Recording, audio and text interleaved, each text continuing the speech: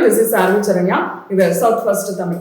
2026 தேர்தல் காலத்திற்கான பிரச்சாரம் இன்றுடன் நிறைவு பெறுது. இந்த 4 முனை போட்டியில 4 கட்சிகள்ல யார் பிரச்சாரத்தை ரொம்ப வெற்றிகரமா பண்ணியிருக்கிறாங்க இந்த வீடியோல பார்க்கலாம். முதலாவதா திமுகவை பொறுத்த வரைக்கும் அவங்களோட பலம் அவங்களோட கூட்டணி கட்சிகள் தான். 2021 சட்டமன்ற தேர்தலில் அவங்களுக்கு ரொம்ப பெரிய பலமா இருந்தது அவங்களோட கூட்டணி கட்சிகள் தான். ஆனா 2026 சட்டமன்ற தேர்தலில் திமுகவுக்கு அவர்களுடைய கூட்டணி கட்சிகள் பிரச்சாரத்துல ஒத்துழைப்பு கொடுத்ததா அப்படிங்கிற ஒரு கேள்வி எழுது. ஏன்னா ராகுலும் ஸ்டாலினும் ஒரே மேடையில தோன்றவே இல்லை. 2024 நாடாளுமன்ற தேர்தல், 2021 சட்டமன்ற தேர்தல், 2019 நாடாளுமன்ற தேர்தல் அப்படின்னு ராகுலும் ஸ்டாலினும் பகிராத மேடை இல்லை. ஆனா இந்த தேர்தல் களத்துல அவங்க ஒரே மேடையை பகிர்ந்துக்கல அப்படிங்கிறதே திமுகவுக்கு ஒரு நெகட்டிவா பார்க்கப்படுது. அது மட்டும் இல்ல, இடதுசாரிகளை பொறுத்த வரைக்கும் அவங்களோட தொகுதிகளே வேலை பார்த்திருக்காங்க, அவங்களோட தொகுதியிலே பிரச்சாரம் பண்ணியிருக்கிறாங்க. அதே போல காங்கிரஸும் அவங்களோட தொகுதியில தான் பிரச்சாரம் பண்ணியிருக்கு. இப்படி பிரேமலதாவை தவிர திமுக கூட்டணியில இருக்கக்கூடிய தேமுதிகவை தவிர மற்ற கூட்டணி கட்சிகள்லாம் அவங்கவுங்க தொகுதி வேட்பாளர்களுக்கு மட்டுமே வேலை பார்த்திருக்கிறாங்க, கேம்பெயின் பண்ணியிருக்காங்க. அப்படிங்கும் போது திமுக எல்லாருக்கும் சேர்ந்து வேலை செய்ய வேண்டிய ஒரு கட்டாயத்துல இருந்தது. ஆனாலும் திமுக ஒரு 75 வருட கட்சி, கட்டமைப்பு இருக்கக்கூடிய ஸ்ட்ராங்கான கட்டமைப்பு இருக்கக்கூடிய ஒரு கட்சி அப்படிங்கிறதுனால இதெல்லாம் இந்த கேம்பெயின்ல அவங்க சமாளிச்சுட்டாங்க அப்படின்னு தான் சொல்லணும். இதுதான் திமுகவுக்கு இருக்கக்கூடிய ஒரு நெகட்டிவ். ஆனா அது பெருசா அவங்க தங்களோட பலவீனம் அப்படின்னு சொல்லி காட்டிக்கல அப்படின்னு தான் சொல்லணும். திமுகவை பொறுத்த வரைக்கும் அவங்களுடைய தேர்தல் வாக்குறுதிகள் தான் ஸ்டாலின் சொல்ற மாதிரி கதாநாயகன், திமுகவோட கதாநாயகன் அப்படின்னு சொல்லணும். மகளிர் உரிமை தொகை நாங்க ஆட்சிக்கு வந்தா 2000 ரூபாயா உயர்த்தி கொடுக்குறோம் அப்படின்னு சொன்னது மக்கள் மத்தியில ஓரளவு ரீச் ஆயிருக்கு. அதே போல 8000 ரூபாய் கூப்பன் அப்படிங்கிறதும் பேசு பொருளா இருக்கு. பழைய பொருட்களை கொடுத்து நீங்க புதிய பொருள் வாங்கணும் அப்படின்னா இந்த 8000 ரூபாய் கூப்பனை நீங்க பயன்படுத்திக்கலாம் அப்படின்னு தேர்தல் வாக்குறுதியில சொன்னதும் ஓரளவு மக்கள் மத்தியில ரீச் ஆயிருக்கு.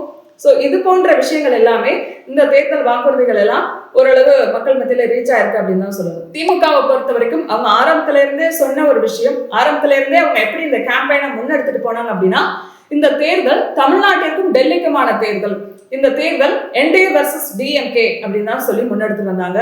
அப்பவே அரசியல் விமர்சகர்களா இருக்கட்டும், எதிர்கட்சிகளா இருக்கட்டும், எல்லாரும் கேட்ட ஒரு கேள்வி, இது நாடாளுமன்ற தேர்தல் கிடையாது, இது சட்டமன்ற தேர்தல் அப்படிங்கும்போது திமுக எதுக்காக டெல்லி வர்சஸ் தமிழ்நாடு அப்படின்னு சொல்லி இந்த கேம்பெயினை முன்னெடுத்துட்டு போறாங்க, எதுக்காக இப்படி ஒரு பரப்புரை பண்ணணும் அப்படிங்கிற கேள்வி எல்லாரும் கேட்கும்போது இதற்கு விடைய பாஜகவே சொன்னது.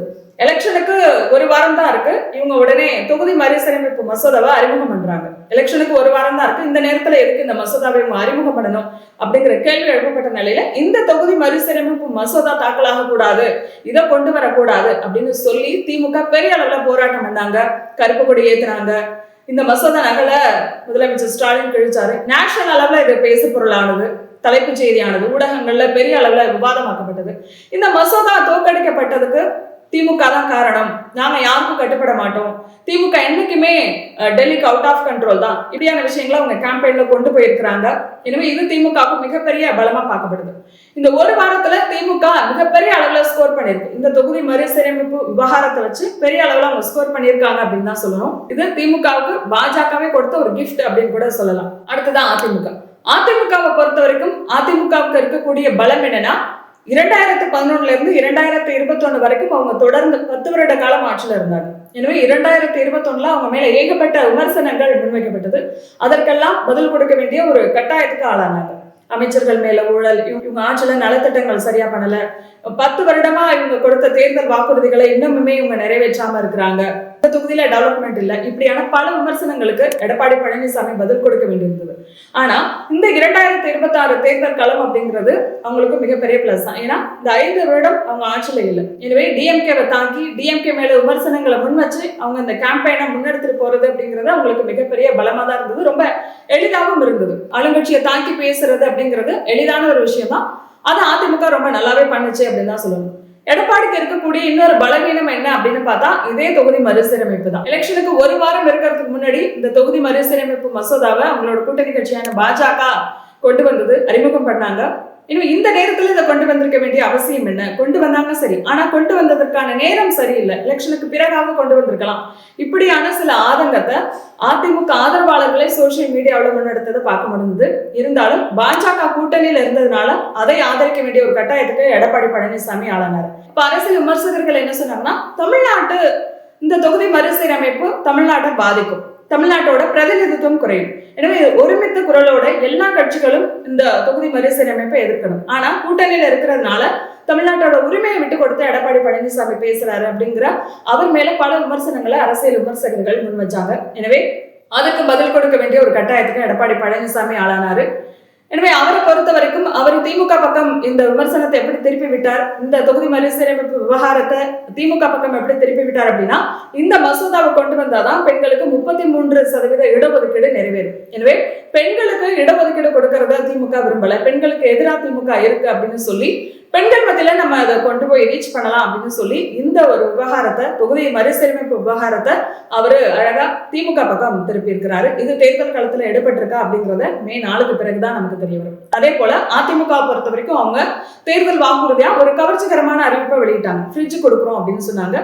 அதுவும் தேர்தல் களத்துல எடுபட்டிருக்கா அப்படிங்கிற ஒரு கேள்வி எழுது. அடுத்ததான் தாவேகாவை பொறுத்த வரைக்கும் எலெக்ஷன் டேட் அனௌன்ஸ் பண்றதுக்கு முன்னாடி விஜய் தன்னோட பிரச்சாரத்தை ரொம்ப தீவிரமா ஆரம்பிச்சாரு.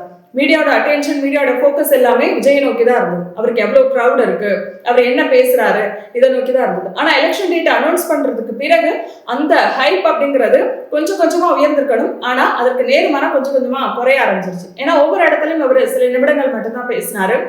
இன்னும் சொல்லணும் அப்படின்னா, விஜய் இந்த இடத்துல பிரச்சாரம் பண்றாரு, அவருக்கு இவ்வளவு கூட்டம் கூடி இருக்கு அப்படிங்கிற செய்தியை விட விஜய் இந்த இடத்துக்கு போகல, அவரோட பிரச்சாரம் இந்த தொகுதியில ரத்தம் ஆயிருக்கு அப்படிங்கிற செய்தியை தான் அதிகமா பார்க்க முடிஞ்சது. எனவே எலெக்ஷன் டேட் அனௌன்ஸ் பண்ணதுக்கு பிறகு விஜய் ஒரு 6 இடத்துல பிரச்சாரம் பண்ணியிருக்கிறாரு. ஆனா 12 இடத்துல தன்னோட பிரச்சாரத்தை ரத்து பண்ணியிருக்கிறாரு அப்படிங்கிறது அவருக்கு மிகப்பெரிய மைனஸா பார்க்கப்படுது. எனவே விஜய் தனக்கு கூடிய அந்த கூட்டத்தை சரியா பயன்படுத்திக்கலையோ, இந்த பிரச்சாரத்தை அவர் சரியா கையாளலையோ அப்படிங்கிற சில விமர்சனம் அவரை நோக்கி முன்வைக்கப்படுது. ஆனா தாவேகா தரப்புல இதுவும் ஒரு ஸ்ட்ராட்டஜி அப்படின்னு சொல்லிட்டு போறாங்க. ஏன்னா 234 தொகுதியிலையும் விஜய் அப்படிங்கிற ஒருத்தர் மட்டுமே போய் பிரச்சாரம் பண்றது ரொம்ப கஷ்டம். இதனால முக்கியமான சில தொகுதிகள் தவிர்க்கப்படலாம், சில தொகுதிகள் போக்கஸ் ஆகாம இருக்கலாம். எனவே குறிப்பிட்ட சில தொகுதிகள்ல நாங்க போக்கஸ் பண்ணி வேலை செய்யறோம், அதனால எங்களால ஸ்கோர் பண்ண முடியும் அப்படிங்கிற நம்பிக்கையை அவங்க கொடுத்தாலும், விஜயை பொறுத்த வரைக்கும் அப்படியான ஒரு தொகுதியிலையும், அப்படி முக்கியமான தொகுதியிலையும் அவர் போக்கஸ் பண்ணாரு அப்படிங்கிற ஒரு கேள்வி எழுப்பப்படுது. ஏன்னா விஜயை பொறுத்த வரைக்கும் அவர் ஒவ்வொரு மேடையிலையும் என்ன சொல்றாரு அப்படின்னா, இந்த தேர்தல் அப்படிங்கிறது தாவேகா வர்சஸ் திமுக,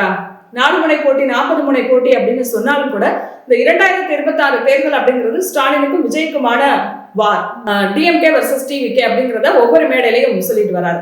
அப்படி இருக்கும்போது அவர் திமுக தலைகள் போட்டியிடக்கூடிய முக்கியமான தொகுதிகளா பார்த்து பிரச்சாரம் பண்ணிருக்கணும். ஆனா அவரு உதயநிதி ஸ்டாலின் தொகுதியிலையும், சேப்பாக்கம் திருவல்லிக்கேணி தொகுதியிலையும் பிரச்சாரம் பண்ணல, அதே போல ஸ்டாலின் தொகுதியிலையும் அவரு பிரச்சாரம் பண்ணல. பேசினாரு, ஒரு 2 நிமிஷம் பேசிட்டு போயிட்டாரு.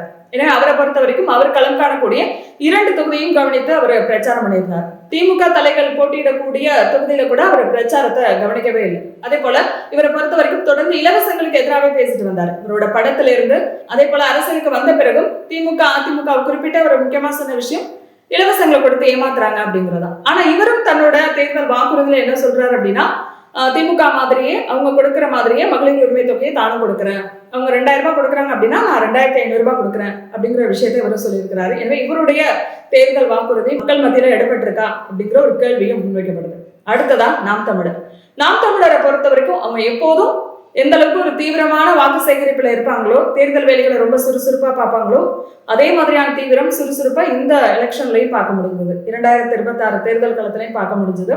இந்த தேர்தலை திமுக அதிமுகவை விட இவங்க கூடுதலா தாவேகாவை அதிகமா விமர்சனம் பண்ணியிருக்கிறாங்க. சோசியல் மீடியாவில் தாவேகாவுக்கு எதிராக அதிகமான கருத்துக்களையும் விமர்சனங்களையும் நாம் தமிழர் முன் வச்சிருக்கிறாங்க. அதுக்கு முக்கியமான காரணம், தாவேகாவை பொறுத்த வரைக்கும் இளைஞர்கள் வாக்குகள் அதிகமா போகும், தாவேகாவுக்கு கிடைக்கும். அதனால பாதிக்கப்பட போற கட்சி அப்படின்னு பார்த்தா முதல்ல நாம் தமிழர் தான். நாம் தமிழர்ல ஏராளமான இளைஞர்கள் இருக்காங்க, ஓரளவு நடுநிலை வாக்காளர்கள். திமுக அதிமுக அதை விரும்பாதவர்கள் நாம் தமிழருக்கு வாக்களிக்கிறாங்க. எனவே அப்படியானவர்கள் இந்த முறை விஜய்க்கு வாக்களிக்கலாம், இது நாம் தமிழரோட வாக்கு வங்கியில சேதாரத்தை கொடுக்கலாம் அப்படின்னு கருத்து கணிப்புகள்ல சொல்றதுனால விஜய் நோக்கி ஏராளமான விமர்சனங்களை அவங்க முன் வச்சிருக்கிறாங்க. எனவே இந்த 4 பேர்ல யாரோட வியூகம் ஜெயிச்சிருக்கு, யாரோட கேம்பெயின் மக்கள் மத்தியில எடுபட்டிருக்கு அப்படிங்கிறது மே 4ஆம் தேதி நமக்கு தெரிய வரும். இது பற்றி உங்களோட கருத்து என்ன அப்படிங்கிறத கமெண்ட்ல பதிவு பண்ணுங்க.